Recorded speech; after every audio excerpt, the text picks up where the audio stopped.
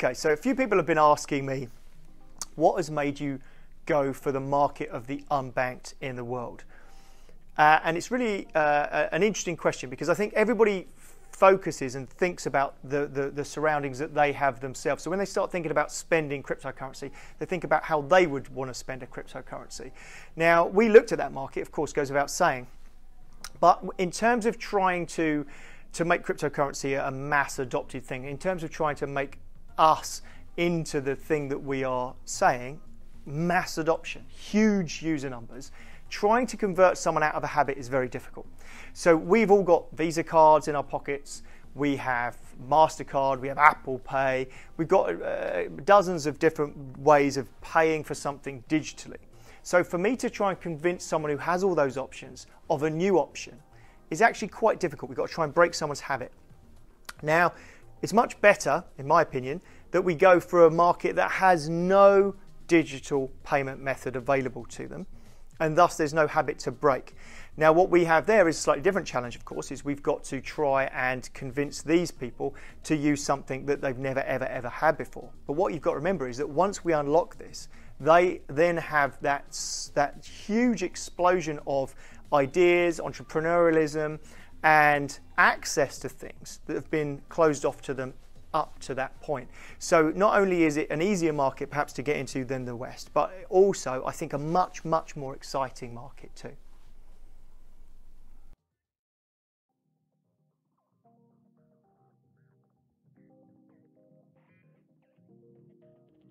Okay, so we went for the unbanked as a market for multiple reasons, but one of the reasons is the vast size of the market. If you're going to go into a market, if you find a market that is literally untapped, so there is virtually no digital payment method for the unbanked of the world, by the very nature of it, they struggle with getting their money into digital terms. So we found a market that's huge. 1.7 billion people are unbanked. Now, we can't get to all of those, unfortunately, at the moment because they don't all have access to a smartphone. But a surprising number do. There are 350 million of them that have a smartphone. Now, there are two sides to this equation, and there is the West as well, which we'll talk about perhaps in another video, because we want people to be able to transfer everywhere in the world with Electroneum. So it's not just the unbanked we're aiming for, but the unbanked will unlock this massive, massive market for us. And they're a huge market unto themselves.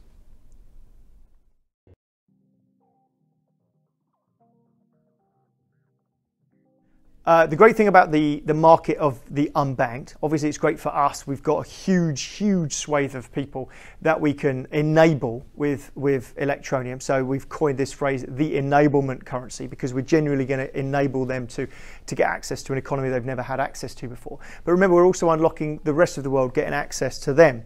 And this is something that's not just interesting to us, it's interesting to corporates and some of the most powerful people. So for instance, Christine Lagarde, I can't remember the exact quote, but she said that whilst she wasn't a big fan of some of the things that are happening in cryptocurrencies, she did like the fact that they would become the enablers.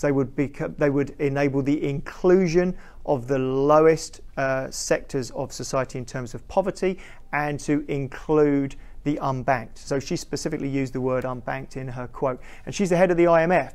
So I think it's really important to see that as a product, we are going after a sector of the market that can really make a difference in the world, as well as being just a good focused business thing to do.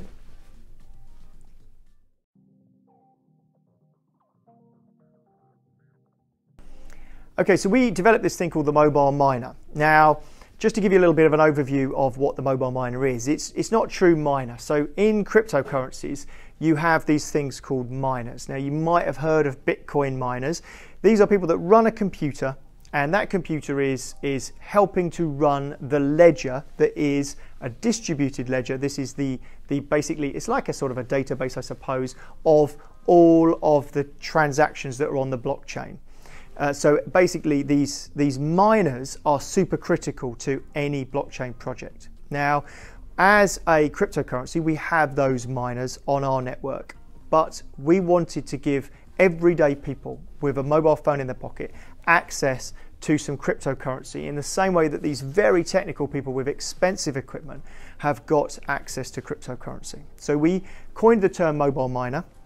What we've actually done is we've taken a chunk of the coins out of our blockchain that normally get emitted to the conventional miners, and we've ring-fenced those, and we're emitting those to mobile miners. Now, these are people that are basically running our app. So effectively, we are just rewarding people for being involved in the Electroneum project.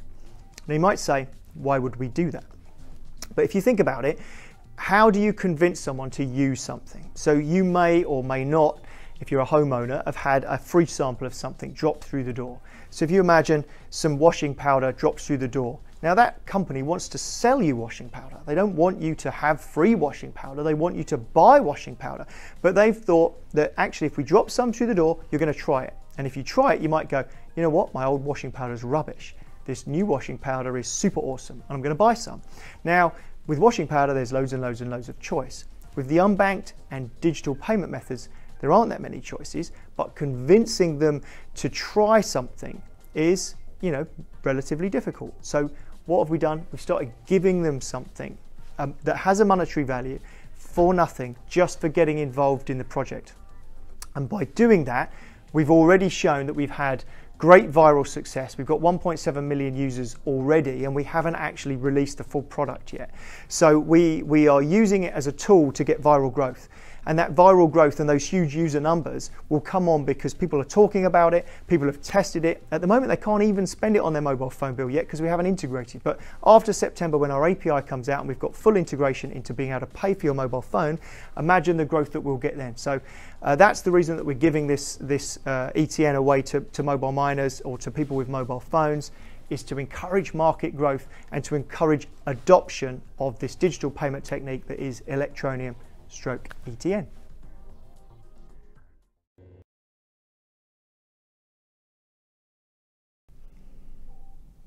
Okay, so we've talked about how the unbanked could get some free ETN, so they can put the app on their phone and they can mine on the mobile miner some free ETN. But that's probably not enough for them to do a great deal with, a couple of dollars, few dollars a month perhaps. Now, from a business plan perspective, we're not a charity. We're not trying to just give this stuff away to be spent on their mobile phone bill. We might as well just give the money straight to the mobile phone company and be done with it.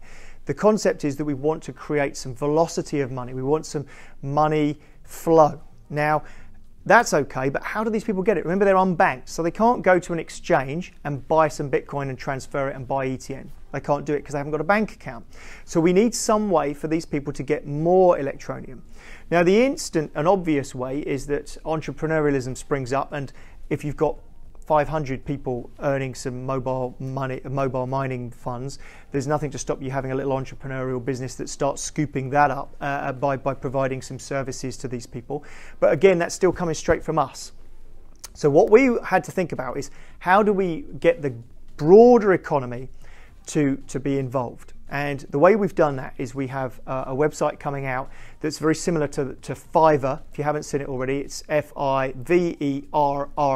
Go and have a look at it. It's part of what's called the gig economy.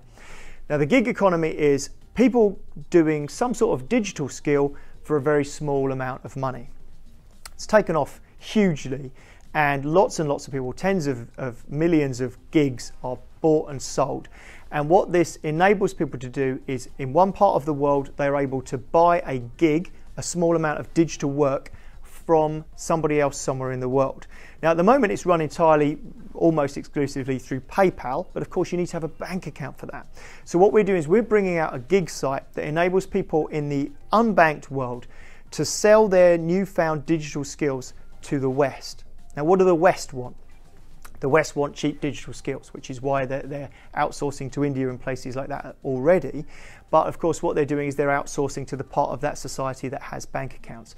This enables them to outsource to a different part of society that don't have bank accounts, and thus the digital skills are likely to be even cheaper. So the West have a massive reason to buy ETN, which they're capable of doing, and send it to the unbanked. The unbanked have got a massive incentive to learn digital skills, to get access to part of an economy that's never been accessed before. So that is what the gig economy is, and how we're going to empower these people to earn extra ETN, which then enables them to do things like pay for their phone bill with a digital transfer, something that they've never done before.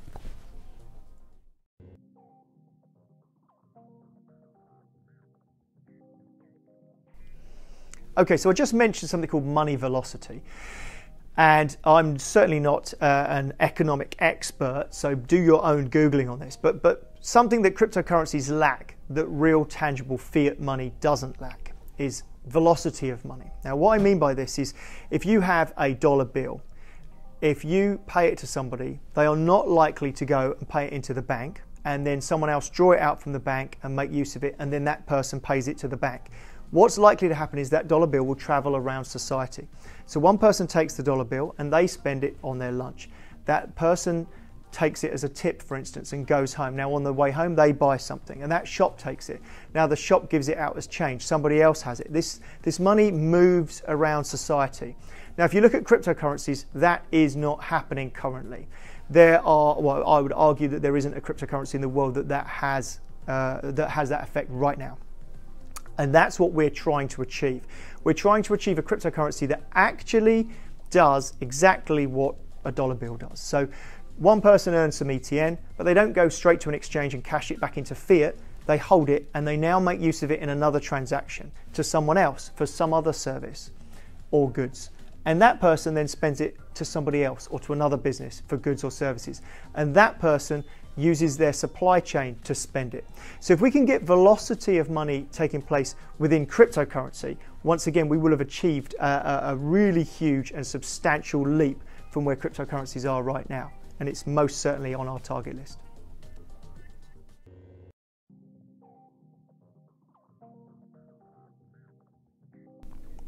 Okay, so if we've got velocity of money, how do we make our system, how do we make Electroneum action that where everybody else has failed to make that work? So if you look at the likes of Bitcoin or Ethereum, there's a great deal of time between you sending the cryptocurrency and the cryptocurrency arriving. Now there are good technical reasons for that, and that's because these node owners, the miners that run the whole system, have to have consensus. They have to agree that the transaction is real. There's all sorts of technical stuff going on in the background. But from the user's point of view, they don't care about any of that. They just want the money to go from one place to another. Now what we've done, we're already running a hybrid system. We've got an app, and by the nature of the beast, all apps have to be run by a central authority. So we are that central authority. But because we're a central authority, it gives us the ability to do something that nobody else is doing. So we're a mobile cryptocurrency. What that means is that we sit in the middle of the transaction. We can see that one person over here wants to pay a person over here, and we're in the middle of the transaction. We don't take the cryptocurrency, it doesn't arrive with us first, but we can see that cryptocurrency transaction is about to take place, or is taking place. So when the person says, I'm going to send the money to this online store, for instance, instead of it taking 20 minutes to arrive on the blockchain, what happens is we see the transaction going past and we say, hey, that money is on the way. And then we ring fence it in this person's wallet. So even though the money hasn't yet got to the blockchain, this person can't spend it twice. And this person knows absolutely that the money is on the way. They trust us to know it's on the way. This is not dissimilar to Visa. When you walk into a shop and tap your Visa card or insert your Visa card and spend Visa, the shop doesn't get the transaction instantly. They haven't got the money in their bank account instantly, but Visa are the ones who've said, you know what, it's on the way. Now we're not a bank and we're not operating as a bank, but we are operating as a notification system that the money's on the way, and we're a trusted notification system. And we've patented this process because fundamentally no one else was doing it. Now, All of that sounds like technical nonsense, but what does it mean? It means instant transfers. That's what it means. Someone can spend from their mobile phone instantly. They can go to an e-commerce site, they can check out, and they can go about their day. They can walk up to a till, they can scan a QR code, they can walk out with their cup of coffee or their bottle of water. They can buy things instantly with cryptocurrency. And that's never happened before. And because we've got instantaneous transfers, that means you're far more likely to get this velocity of money. One person can spend it easily to the next, to the next, to the next. And because of that, we believe that we've unlocked something really, really exciting. And that comes out, the instant payment system comes out in September. So we're excited to get it out there in the live environment.